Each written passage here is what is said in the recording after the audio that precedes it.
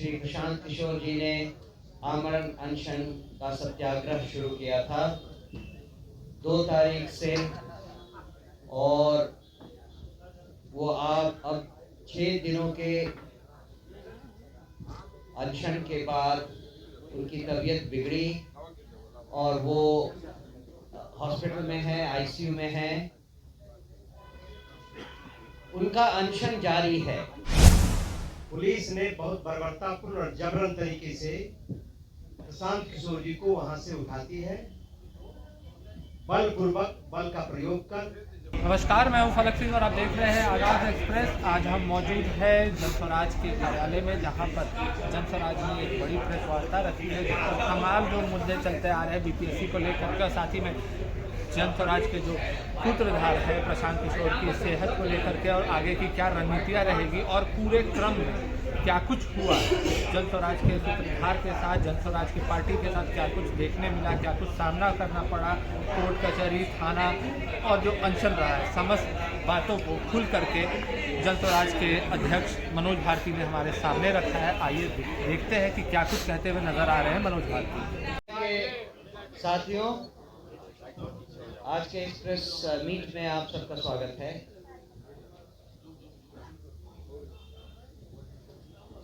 सबसे पहली बात, जिस मुद्दे को लेकर ये सारी चीजें शुरू हुई थी, छात्रों का जो अभियान था, जो आमरण अनशन का प्रोग्राम चल रहा था, उसका अभी तक कोई भी हल नहीं निकला है। आप सबको मालूम है कि छात्रों के साथ चलने के लिए श्री प्रशांत किशोर जी ने आमरण अनशन का सत्याग्रह शुरू किया था 2 तारीख से, और वो आप अब 6 दिनों के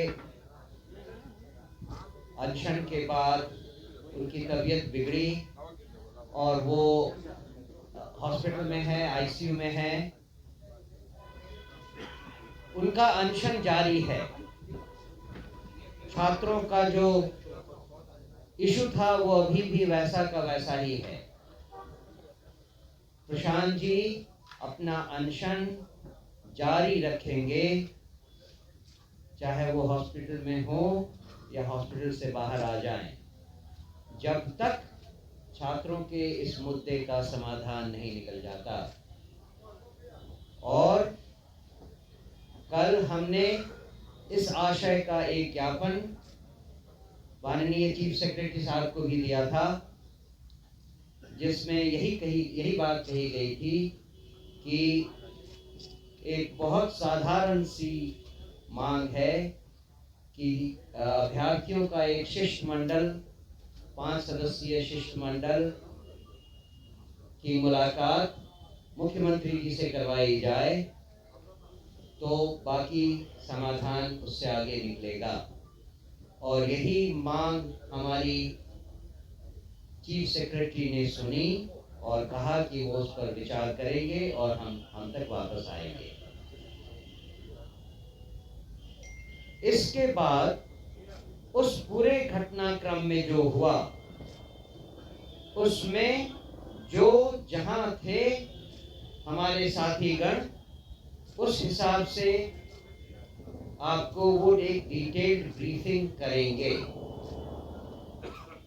शुरू में धरना स्थल के समय की जगह पर श्री किशोर कुमार मुन्ना जी उनके साथ थे।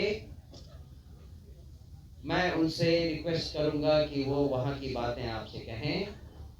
उसके बाद एम्स में जो घटना घटी, उसके साक्षी हमारे मित्र आनंद मिश्रा जी थे, वो उसके बारे में बताएंगे।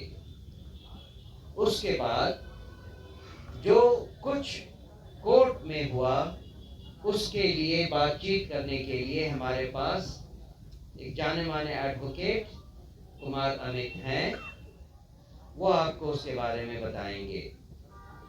और फिर आपके जो भी प्रश्न होंगे उनके हम यथासंभव, यथाशक्ति आपको उसका उत्तर देंगे।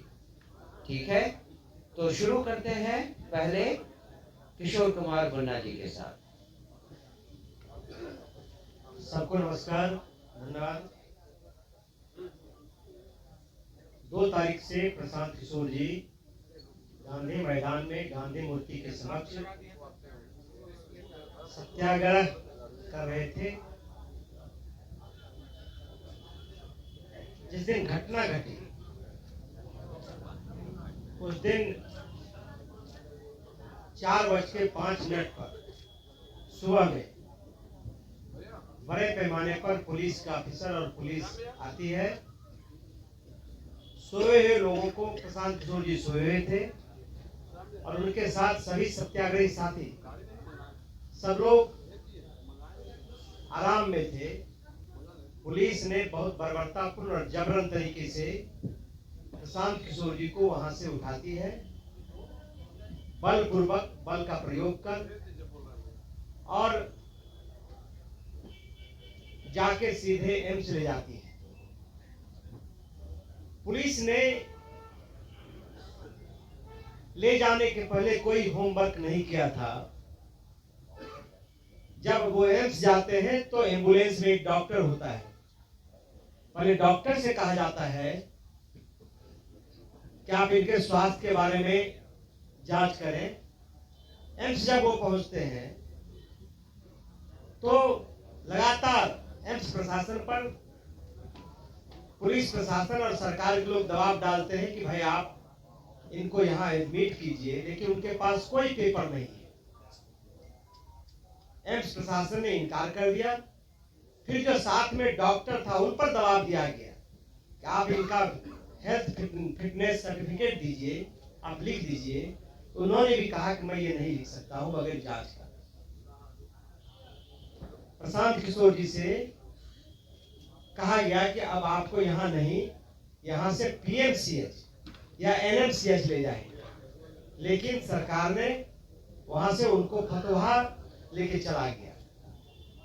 मैं सिर्फ इतना कहता हूं, युवाओं के भविष्य बेचने के बाद भी सरकार और सरकार के प्रवक्ता बड़ी ढिठाई से अनर्गल और झूठे आरोप प्रशांत किशोर जी पर और जनसुराज पर लगा रही है, इस आंदोलन पर लगा रही है। सरकार को बताना चाहिए क्या पटना में अस्पताल की कमी हो गई। पीएमसीएच, आईजीएमएस, एनएमसीएच से बड़ा अस्पताल क्या फतवा में है? तो इस तरह से झूठ के बुनियाद पर किसी के चरित्र को और आंदोलन को बदनाम करना, ये ढिठाई से भी ज्यादा है और इसकी जितना निंदा की जाए ये कम होगा। जिस आंदोलन के बारे में जो छात्रों के भविष्य को बेचा गया है, करोड़ों, 1000 करोड़ रुपया से ज्यादा का जो सौदा हुआ है, उस पर सरकार का जुबान नहीं खुलता है। सरकार की जुबान सिर्फ व्यक्तिगत आरोपों में खुलती है। कभी भी नीरज कुमार जी हो या सरकार के प्रवक्ता हो, एक बार भी छात्र हित में ये नहीं कहती है। सिर्फ बरगलाने के लिए, आंदोलन को कमजोर करने के लिए, और प्रशांत किशोर जी से जो पूरे बिहार के लोग इस आंदोलन के माध्यम से जुड़े हैं, उसको खत्म करने के लिए एक साजिश रची गई। इससे पहले कि मैं माइक आनंद मिश्रा जी को दूं, बस एक चीज कहना है कि उस दिन जो पुलिस ने गांधी मूर्ति के जगह पे रेड किया था, कहना तो यही होगा, उसमें जो सीजर लिस्ट होना चाहिए, जो पुलिस को इशू करना चाहिए इमीडिएटली, वहाँ क्या था, कुछ गद्दे थे, कुछ कंबल थे, जो भी था, साउंड सिस्टम था, उन सब की लिस्ट पुलिस को इमीडिएटली बनाकर देना चाहिए था। आज 7 दिन हो गए, हमारे बार बार कहने के बावजूद वो सीजर लिस्ट पुलिस ने और प्रशासन ने अभी तक नहीं दिया है। अब उसमें वो क्या ऐड करेंगे, लिखेंगे गांजा था या अस्त्र शस्त्र थे, ये हमें लगता है कि कुछ जानबूझकर ऐसा षड्यंत्र रचने के लिए पुलिस और प्रशासन मिलकर सीजर लिस्ट अभी तक जारी नहीं किया गया है। आनंद मिश्रा। थैंक यू सर, सबको नमस्कार। ये उस दिन जब घटना हुई वहाँ पे गांधी मैदान से लेके जाया गया है, तो मैं वहां पे स्थल पे नहीं था। मुझे पता चला तो मैंने तब ये भी नहीं पता चल रहा था कि लेके कहाँ जा रहे थे आप। मैक्सिमम मैंने जिसको फोन सब बोले पता नहीं भैया कहाँ लेके गए, एम्बुलेंस में लेके गए, कहाँ लेके गए, हम लोग यहाँ देख रहे हैं वहां देख रहे हैं, किसी को नहीं पता था। तो किन्हीं कारणों से कैसे भी करके मैंने अपने तरीके से उसको पता लगाया कि वो एम्स की तरफ जा रहे हैं। मैं वहां से तुरंत निकला, इनके एम्स पहुंचने के 15-20 मिनट में पीछे मैं भी वहां पहुंचा। जब पहुंचा तो पहले रोका गया, भाई कहाँ जा रहे हैं, क्यों जा रहे हैं। तो मैंने कहा भाई हॉस्पिटल जाने भी नहीं देंगे, क्या हो गया। तो नहीं सर हम तो आपको जानते हैं, अब तो इसलिए रोक रहे क्योंकि पहचान गए हमको। तो मैंने कहा बिल्कुल हम मिल सकते हैं। आपने क्या किया, आपने किसी को खबर नहीं है कि आदमी गया कहाँ, आप हवा में उड़ा लेंगे, किडनैप कर लिया, किया क्या आखिर उसका, मुझे पता होना चाहिए। तब तक एक हमारे डीआईजी साहब अंदर थे, वो आए, बोले हाँ आने दीजिए, इनको आने दीजिए। मैं अंदर पहुंचा, वहां पे जाके जब वहां देखता हूँ तो बहुत सारे ऑफिसर थे। ये एक बहुत इंपॉर्टेंट बात आप सबको बता रहा हूँ, ये डीजीपी साहब से रिक्वेस्ट करूंगा इस बात का संज्ञान ले।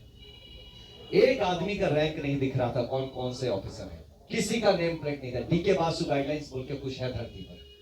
जैसा कि आपने देखा और सुना, साफ तौर पर उनका कहना है जिस तरीके से प्रशासन का जो रवैया रहा है वो सही में ही प्रश्नजनक रवैया रहा है। उन्होंने साफ तौर पर प्रश्न उठाया है कि प्रशासन क्या इस तरीके से काम करती है। उन्होंने संविधान का याद दिलाते हुए कि क्या संविधान में इस तरीके से कहाँ प्रशासन को छूट दी गई है, तानाशाही का चीज़ है। और जहाँ तक प्रशांत किशोर किस तरीके से कानून से लड़े हैं, उनके बच्चों के हक के लिए, बीपीएससी के लिए आगे क्या रणनीति रहेगी, साफ तौर पे उन्होंने सारी कुछ बातें खुल करके सामने रखी है। और आगे अब प्रशांत किशोर की तबीयत में जैसे जैसे सुधार आ रहा है ये अपडेट उनके तरफ से आया है। और उन्होंने यही आशा जताई है कि प्रशांत किशोर जल्द ही अभ्यर्थियों के बीच में रहेंगे और साथ ही साथ में उनका समर्थन जो है अभ्यर्थियों के साथ आखिरी दम तक रहने वाला है। जुड़े रहे हमारे साथ, देखते रहे आगाज़ एक्सप्रेस। धन्यवाद।